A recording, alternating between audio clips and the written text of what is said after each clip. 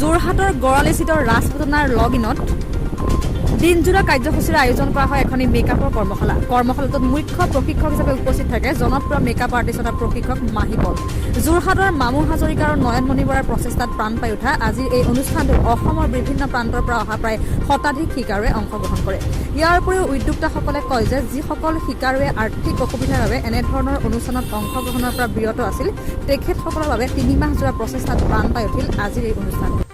বাবে মই জানামতে যোৰহাটত এনেকুৱাকৈ ইমান ডাঙৰ চেমিনাৰ হৈ আছে আৰু ফাৰ্ষ্ট টাইমৰ বাবে মেকআপ আৰ্টিষ্টে এনেকুৱাকৈ অৰ্গেনাইজ কৰিছে আৰু তেওঁলোক দুজনক অভিয়াছলি মই এইটো কি বুলি ক'ম ভাষা নাইকিয়া যেনেকুৱা মোৰ ওচৰত যে ইমান ধুনীয়াকৈ অৰ্গেনাইজ কৰিছে, ইমান ধুনীয়া এটা প্ৰগ্ৰাম যোনটো নৰ্মেলি ল'ৰা মানুহ কৰিলে অকণমান টাফ হৈ যায় বাট দুজনী ছোৱালী হৈ পেলাই আৰু স্পেচিয়েলি ফাৰ্ষ্ট টাইমৰ কাৰণে মেবি তোমালোকৰ ফাৰ্ষ্ট টাইমৰ কাৰণে ইমান ধুনীয়াকৈ অৰ্গেনাইজ কৰিছে এভৰিথিং। আমাৰ কালি ৰাতি অহাৰ পৰা আমাৰ য'ত আমি ষ্টে কৰিম এভৰিথিং ইমান ধুনীয়াকৈ পূৰা পৰিপাটিকৈ টাইম টেবুল মিলাই পেলাই আৰু আজিৰ ডে টাইমৰ পৰা যোনটো ব্ৰেকফাষ্টৰ পৰা আমাৰ ষ্টাৰ্ট হৈছে লাঞ্চ আৰু এতিয়া আমাৰ ছেকেণ্ড লুক চলি আছে।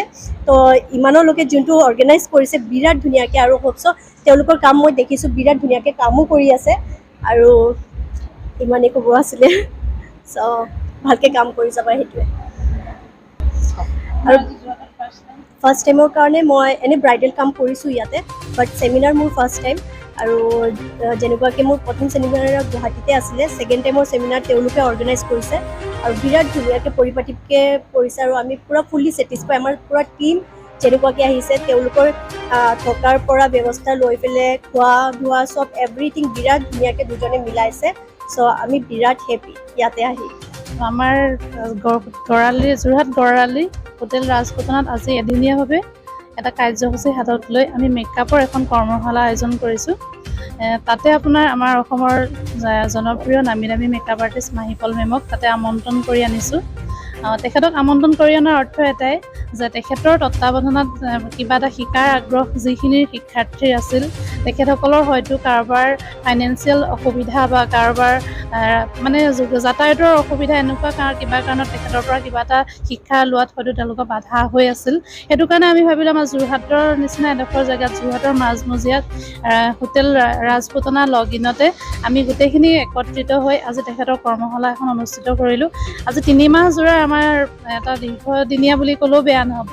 3 মাহ জোৰা মানে এটা আয়োজনৰ প্ৰচেষ্টাৰ শেষত আপোনাৰ আমাৰ এইফালে অসমৰ ইমূৰৰ পৰা সিমূৰলৈ আপোনাৰ তিনিচুকীয়া, বৰডুমচা, গেলেকী, নাজিৰা, আপোনাৰ বোকাখাট, গোলাঘাট, নগাঁও, ৰহা, গুৱাহাটীৰ পৰাও আমাৰ আহিছে যোনে তেখেতক গুৱাহাটীত লগ কৰিব পৰা নাছিলে।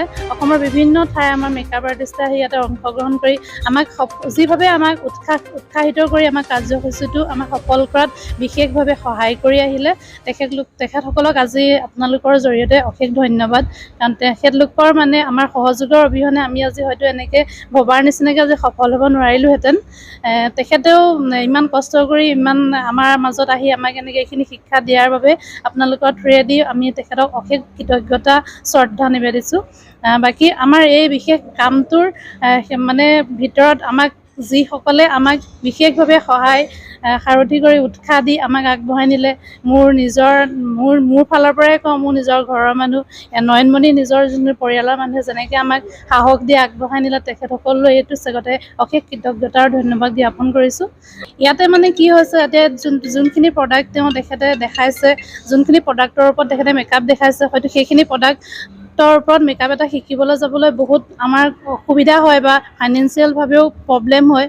সেইটো কাৰণে আমি ভাবিলোঁ এনেকৈ আমি একত্ৰিত হৈ একেটা জেগাতে মানে যিখিনি আমি তেখেতৰ পৰা এটা দিনৰ ভিতৰত যিখিনি আয়ত্ব কৰিব পাৰোঁ সেইখিনিকে কৰি আমি আগবাঢ়ি যাওক বুলি আমি এইখিনি চেষ্টা কৰিলোঁ। সেই হিচাপে আমাক সহায় সহযোগিতা কৰিলে, তেখেতলোকে আহিলে। আজি ভাল লাগিলে আমাৰ অনুষ্ঠানটো সফলভাৱে ৰূপায়িত হোৱাৰ বাবে।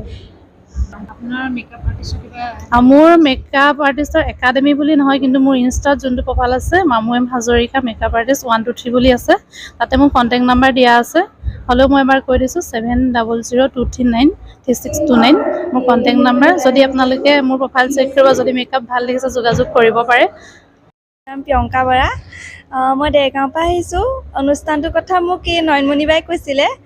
আৰু মই তেতিয়াৰ পৰা এক্সাইটেড হৈ আছিলোঁ মাহীৰ পাপা মেকআপ ল'বৰ কাৰণে। তেওঁক মই ইনষ্টাগ্ৰামত বা ফেচবুকত দেখিছোঁ, এনেকৈ লাইভ দেখা নাছিলোঁ। আৰু তেওঁৰ পৰা আজি মেকআপ লৈ খুবেই ভাল লাগিছে। আপোনালোকে দেখিছে চাগে মোৰ লুকটো বহুত চেঞ্জ হৈ গৈছে আফটাৰ বিফ'ৰ। আৰু আগতে মই নয়নমণি বাৰ পৰা মেকআপ লৈছোঁ, আৰু তেনেকৈ মোৰ নয়নমণি বাৰ লগত চিনাকি আছে। সুখী হৈছোঁ আৰু প্ৰধানকৈ অশেষ ধন্যবাদ নয়নমণি বাহঁতলৈ ইমান সুন্দৰ এটা প্ৰগ্ৰেম আমাক প্লেটফৰ্ম দিয়াৰ বাবে। বিশেষকৈ আৰু মাহী পলবাক বহুত দিনৰ পৰা লগ কৰাৰ ইচ্ছা আছিলে, আৰু সেইখিনি আজি আমাৰ মানে সপোন পৰিণত হৈছে আৰু দিঠকত পৰিণত হৈছে। খুবেই ভাল লাগিছে আজি প্ৰগ্ৰেমটো। নাই মই ডেৰগাঁৱৰ পৰা আহিছোঁ। হয় ডেৰগাঁৱৰ পৰা আহিছোঁ। নহয় মই কৰি আছোঁ, কিন্তু মই এতিয়া চেমিনাৰবিলাক এটেণ্ড কৰি থাকোঁ। কিন্তু মাহী পলবাৰ চেমিনাৰ এটেণ্ড কৰাৰ ইচ্ছা আছিলে, কিন্তু ইয়াতে ভাল লাগিছে। মাহী মেমৰ কাৰণে আহিছোঁ। মোৰ নাম অল্পনা বনিয়া। তেনেকৈ ইমান জড়িত থকা নাই, কিন্তু মই বিউটিচিয়ান হয়।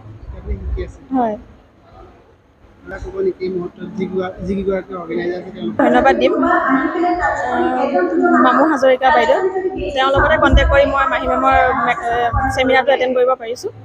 তেওঁক ধন্যবাদ দিছোঁ। আৰু ৰিপৰ্ট আছাম টাইম প্ৰগতি।